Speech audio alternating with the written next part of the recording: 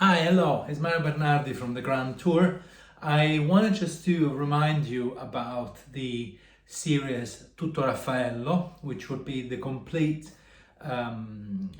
exploration of the whole works by Raphael, paintings, frescoes, but also drawings and architectural projects.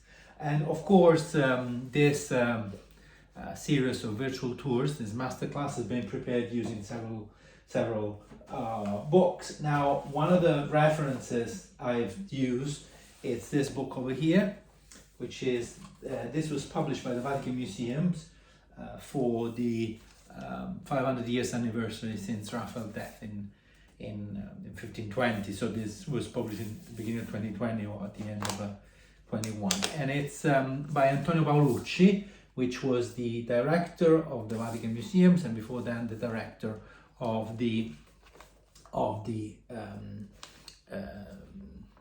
Uffizi Gallery, and it features some of the most famous works by Raphael and good reproductions of the complete work.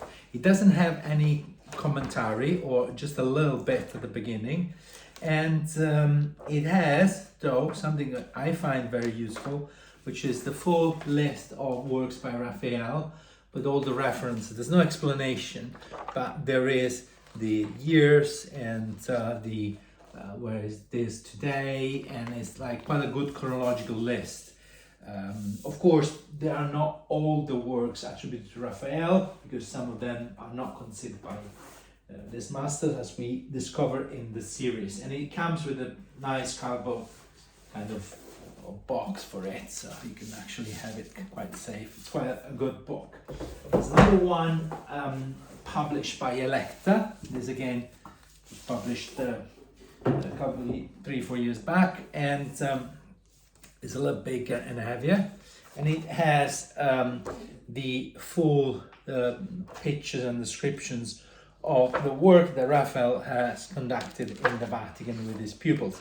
It's in general about the there's also the Niccolin Chapel and other works by other painters. Niccolin Chapel by Frangelico. The thing that I really like is that he's got these pictures with great details. Like this is the head of the horse, and I think this is in the room of Valiodoro, and you can see actually the detail on a 1:1 scale, which is quite incredible. And so he has quite a few of them.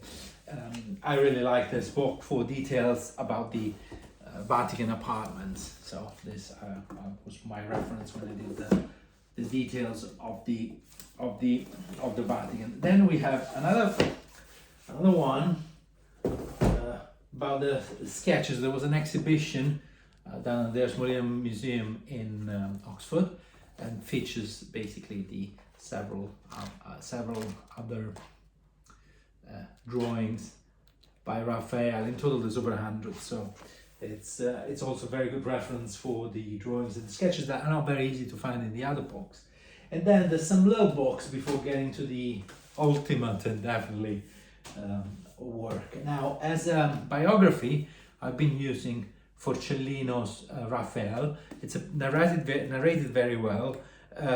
It also has a different approach to the life of Raphael than most of other authors, because it sees Raphael more like a man really enjoying his life, really into parties and girlfriends. And about that, there's a little novel written not long ago. It's a short story by Achim von Arnim. This is actually, I think this is 19th century story about Raphael and his neighbors, and it's quite oniric. There's this vision of Raphael that has nightmares and visions, and it's quite I find it quite amusing.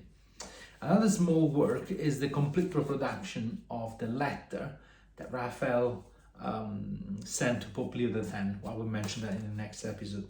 And then there's also another book related to that, which is the republishing of one of the early works depicting ancient Rome in the 1520s.